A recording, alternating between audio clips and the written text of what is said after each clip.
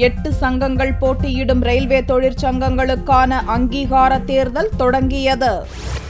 நாடு முழுவதும் உள்ள ரயில்வே தொழிலாளர்களின் பிரச்சினைகள் குறித்து நிர்வாகத்துடன் பேசி தீர்வு காண்பதற்காக ரயில்வே தொழிற்சங்கங்களுக்கு அங்கீகாரம் வழங்கும் வகையில் தேர்தல் நடத்தப்படுகிறது. 2007ஆம் ஆண்டில் முதலாக நடந்த இந்த தேர்தல் தற்போது மீண்டும் நடக்கிறது. தமிழகத்தில் வியாழக்கிழமை தொடங்கிய தேர்தல் வரும் 27ஆம் தேதி வரை நடைபெறுகிறது. பின்னர் ஓட்டு பெட்டிகள் டெல்லிக்கு அனுப்பப்பட்டு மே 2ஆம் தேதி முடிவுகள் அறிவிக்கப்பட உள்ளது.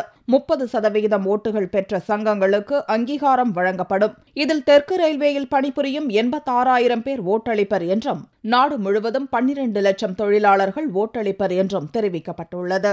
பலவிதமான பிரச்சனைகளையும் தொழிலாளர்களுக்கு ஏற்படும் போராட்டங்களும் இன்னல்களையும் அதிகாரிகளுக்கு கொண்டு சென்று அவர்கள் வெற்றி பெற்று அவர்கள் வாழ்வு உரிமையை பெற்றுத் தருவதற்காக இந்த தேர்தல் நடந்து கொண்டிருக்கிறது.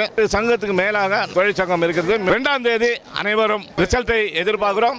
தேர்தல் தொடங்கிய முதல் நாளே ரயில்வே தொழிலாளர்கள் நீண்ட வரிசையில் நின்று ஓட்டளித்தனர்.